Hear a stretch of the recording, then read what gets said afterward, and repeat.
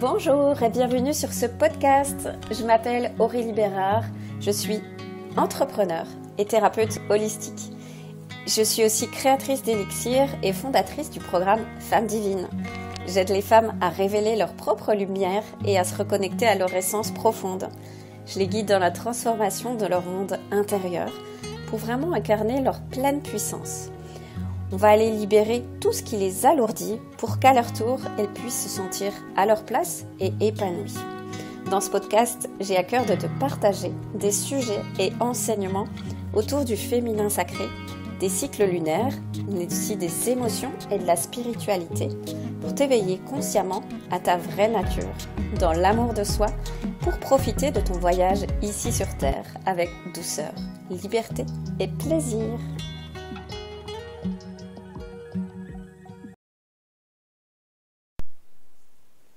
Si, comme nombreuses de mes clientes, il te faut plus de 30 minutes à t'endormir, que tu te réveilles plusieurs fois par nuit, ou bien que tu mets du temps à te rendormir si tu te réveilles au milieu de la nuit, ou si tu dors moins de 5 minutes par nuit et que tu te réveilles fatigué, alors ce podcast peut t'intéresser. Ton sommeil n'est peut-être pas optimal et ne te procure pas tous les effets réparateurs et bénéfiques qu'il le devrait. Beaucoup ont vécu ou vivent à des moments de leur vie des difficultés à s'endormir, des réveils nocturnes ou des insomnies.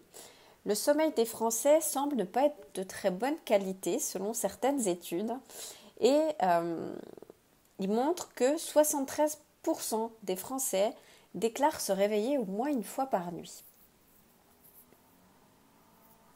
Alors qu'est-ce qu'un sommeil réparateur ? Un sommeil réparateur, c'est un sommeil qui permet d'être en forme et reposé le lendemain. Bien dormir permet en fait de recharger les batteries après une journée et il contribue aussi à stimuler le système nerveux, à booster la mémoire et à renforcer notre système immunitaire pour nous maintenir en bonne santé. Dans cet article de podcast, j'ai envie de te donner 10 signes qui montrent que ton réveil n'est pas optimal. Alors le premier signe, c'est la fatigue dès le réveil. En effet, après une longue nuit de sommeil, peut-être que tu te sens déjà fatigué dès le réveil. Qu'il se peut que ta nuit n'ait pas été réparatrice. Deuxième signe, c'est que peut-être, comme moi, tu as l'habitude de retarder plusieurs fois ton réveil tous les matins. Et du coup, ça entraîne des difficultés à sortir du lit. Tous les matins, depuis que je suis ado, j'ai tendance à appuyer sur le bouton répète de mon téléphone pour faire sonner l'alarme quelques minutes plus tard. Avant, je le faisais 5-6 fois avant de pouvoir me lever. Maintenant, je le fais 2 fois. Mais quand c'est difficile de sortir du lit, il y a des signes qui montrent que le réveil n'est pas réparateur, que le sommeil n'est pas réparateur. Donc, troisième signe, peut-être que tu as des envies soudaines de vider le frigo ou en plein jour, tout comme en pleine nuit, et que tu as surtout des envies de sucre. Ça peut montrer en tout cas que le sommeil n'est pas optimal. Quatrième signe, un mauvais sommeil amène également une baisse de concentration et de vigilance vis-à-vis de ce que tu vois ou de ce que tu entends tout au long de ta journée. Donc tu peux être amené à faire répéter tes interlocuteurs ou à déformer ce que tu crois avoir vu ou entendu. Cinquième signe, tu as une sensation de picotement continu dans les yeux. Donc si tu as accumulé de la fatigue, il se peut que tes yeux picotent tout au long de la journée. Tu peux aussi, sixième signe, avoir des bâillements répétés tout au long de la journée. Et parfois, tu peux avoir cette impression de manquer de t'endormir sur ton bureau. Donc là, c'est vraiment un signe que ton sommeil n'est pas réparateur. Si tu négliges ou que tu n'as plus l'énergie pour faire une activité physique ou sportive, peut-être que ça se passe du côté du sommeil qui n'est pas réparateur. Le sommeil non réparateur peut aussi entraîner une baisse de libido. Et c'est vraiment un symptôme qui est souvent observé chez les personnes qui ont des difficultés à s'endormir ou qui ne dorment pas suffisamment. Et du coup, elles n'ont pas l'énergie pour avoir une sexualité épanouie.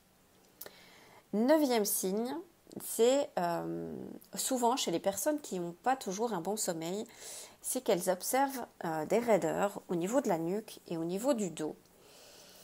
Mais ça peut aussi venir d'une position durant la journée, donc à observer. Et enfin, dernier signe, peut-être que tu as des difficultés pour t'endormir ou pour rester endormi tout au long de la nuit.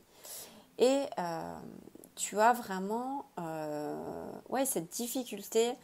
Tu tournes plusieurs fois dans le lit avant de pouvoir réussir à t'endormir le soir.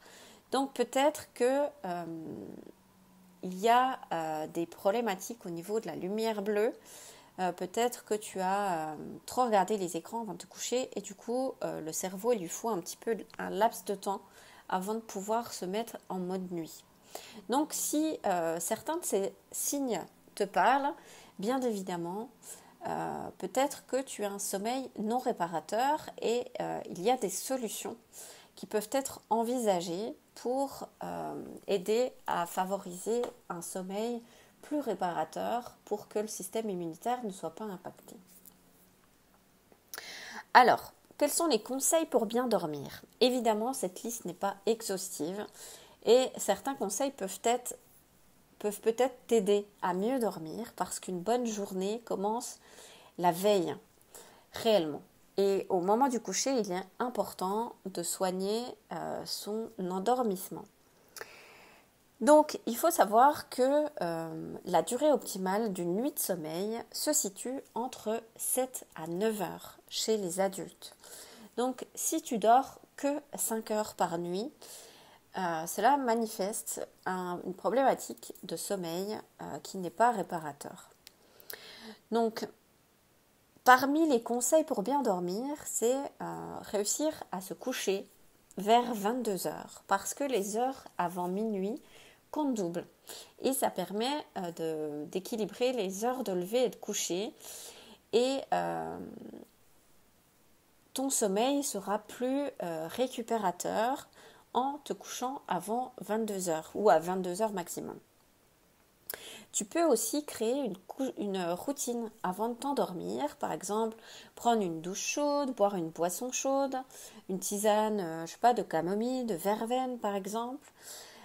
Tu peux aussi diffuser des huiles essentielles une demi-heure avant d'aller te coucher, par exemple de lavande, ou bien d'orange douce, ou bien de mandarine, ou bien de ravinsara. Ça aide à mieux dormir durant la nuit. Tu peux aussi brumiser certaines huiles essentielles directement sur ton oreiller. Ce qui est utile aussi à faire, c'est d'éviter les excitants avant de dormir, comme l'alcool, la caféine, mais aussi des écrans, parce qu'ils envoient plein de stimulus au niveau du cerveau et ils empêcheraient complètement de favoriser la montée de mélatonine qui favorise l'endormissement. Au niveau des repas, il est utile de manger léger et surtout pas trop gras pour alléger le système digestif parce qu'une consommation de gras, de sucre avant le coucher n'aide pas l'organisme à se régénérer et surtout quand le repas est lourd, par exemple si tu as mangé une salade en entrée, une viande de bœuf avec des pâtes, des légumes, du pain, du fromage et un dessert, ton système digestif va travailler pendant de très longues heures, 10, 12, 14 heures. Et pendant ce temps-là, l'organisme ne va pas pouvoir se régénérer et ton sommeil ne sera pas optimal.